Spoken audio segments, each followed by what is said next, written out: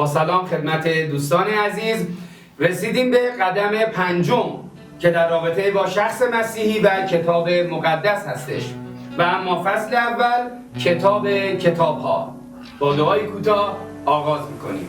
خداوند از تو تشکر میکنیم به خاطر کلامت و به خاطر کاری که عیسی مسیح بر روی صلیب کرد. از تو میطلبیم به ما معرفت روزافزون بدی تا بتونیم درک کنیم کلام تو رو و از اون استفاده کنیم در زندگیمون و نام تو رو در نهایت جلال بدیم. در نام مقدس و پرفیض عیسی مسیح آمین. خب دوستان عزیز، کتاب مقدس قدرتمندترین کتاب دنیاست و خود این کتاب یک کتابخانه هستش متشکل از 66 کتاب مختلف با مضامین مختلف که در ادامه با هم صحبت میکنیم در رابطه با اون. و اما کتاب مقدس رو بیش از 40 نفر تحت الهام الهی روح القدس نوشتن و جالب این که توانایی و استعدادهای ادبی متفاوتی هم داشتن. به طور مثال موسی فردی بود که در آموزشگاه‌های مخصوص در مصر تحصیل کرده بود، اما در طرف متقابلش پتروس هستش که فردی ماهیگیر و خیلی ساده و بیالایش بود. اما میبینیم که این افراد میان و کتاب مقدس رو هر کسی به توانایی خودش و طبق الهام روح القدس مینویسه و میتونیم از اون استفاده کنیم.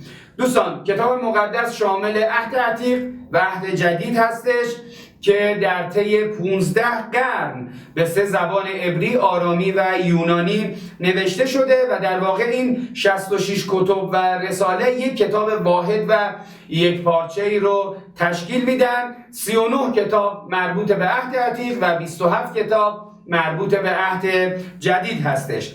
و اما مشخصات کمی کتاب مقدس این هستش که کل کتاب متشکل شده از 1189 باب و 929 باب اون عهد عتیق و 260 بابش عهد جدید هستش و 773746 کلمه داره که این از این کلمات استفاده شده برای انتقال پیام خداوند به ما انسان ها.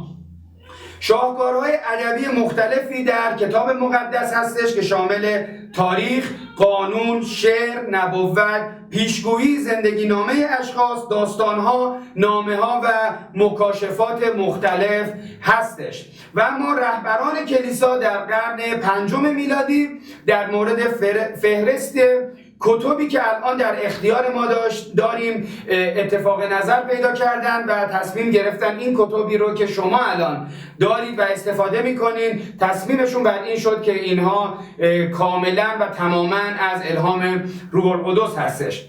و اما تقسیمات کتاب مقدس رو میخوایم با هم مرور کنیم که ابتدا عهد عتیق. 5 کتاب اول معروف است به کتاب تورات یا کتاب خمسه یا حتی 5گانه و به عنوان کتب شریعت و کتب قانون هم نام میبرن از این کتاب ها که پیدایش، خروج، لاویان، اعداد و کتاب تثنیه هستش.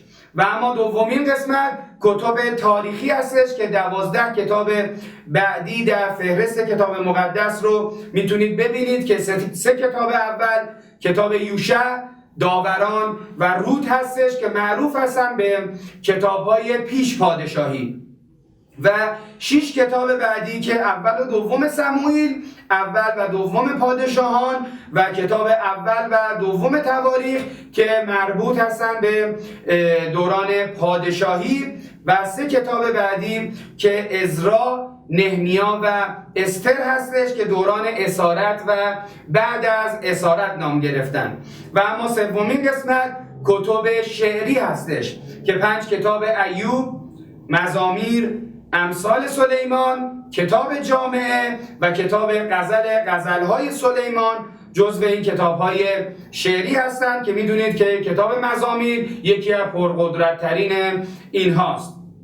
و اما 4مین قسمت کتاب انبیای بزرگ که 5 کتاب اشعیا، ارمیا، سوگنامه ارمیا، حزقیال و دانیال هستش. و در انتها انبیای کوچک که 12 کتاب آخر عهد عتیق هستش که به نام‌های هوشع، یوئیل، آموس، عبدیا، یونس، میکا، ناهون، حبقوق، سفنیا، حجای، زکریا و ملاکی هستش که نکته‌ای که اینجا هست خدمتتون میگم که کتب انبیای کوچک و انبیای بزرگی که میگن ربطی به مقام، منزلت و یا حتی کم اهمیت تر بودن اون کتب نداره و کتب کوچک الزاماً کتاب‌هایی هستن که مطالبشون در باب‌های خیلی کمی خلاصه شده و کتاب‌های کوچکی هستن. و اما تقسیمات کلی عهد جدید، 4 کتاب اول که متی، مرقس، لوقا و یوحنا هستش، 4 انجیل هستن که زندگی و خدمت مسیح رو شرح میدن، حتی تولد عیسی مسیح، به صلیب کشیده شدنش، مرگش و حتی قیامش و ظهورش بر شاگردان هستش که در این کتب میتونید ببینید. و اما قسمت دوم کتاب اعمال رسولان هست که تاریخ کلیسای اولیه هستش و خدمات پتروس و پولس و سفرهای بشارتی حتی پولس و پتروس در درون اون نهفته است و میتونید از اون استفاده کنید. سومین قسمت رسالات پولس هستش و کتاب عبرانیان. رسالات پولس کتاب رومیان هستش، اول و دوم قرنتیان، غلاطیان، افسوسیان، فیلیپیان، کولوسیان، اول و دوم تسالونیکی، اول و دوم تیموتائوس و کتاب تیتوس و فلیمون. و اما در رابطه با عبرانیان چیزی که مفسران میگن بین پولس و برنابا اتفاق نظر ندارن، اما چیزی که هستش یک کدوم از اینها به احتمال قوی نوشتن که باز هم با توسط به مستنداتی که هستش میشه اینجوری برآورد کرد که احتمالاً برنابا نویسنده کتاب عبرانیان هستش.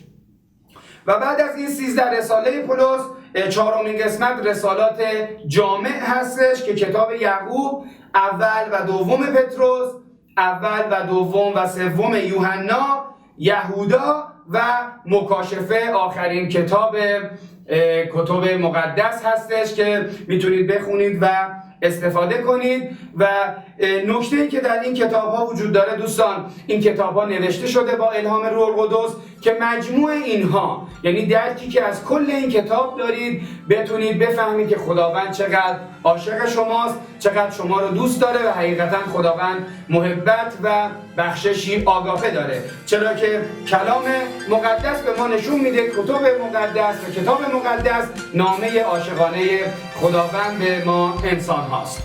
پس این فصل رو به دعایی کوتاه به پایان میرسونیم و برای شما دعای خیر میکنیم. خداوندا شکرت به خاطر کتبی که در اختیار ما دادیم. ازت میطلبیم ای پدر به ما حکمت بدی بتونیم مطالب این کتب رو ای پدر به درستی استخراج کنیم، به درستی در زندگیمون انجام بدیم و کاربرد عملی کتاب تو رو یاد بگیریم. باشد که هر کاری که میکنیم، هر حرفی که میزنیم، حقیقتا بتونیم نور و نمک این جهان باشیم و نام تو رو ای پدر جلال بدیم. در نام مقدس و پرفیض عیسی مسیح آمین.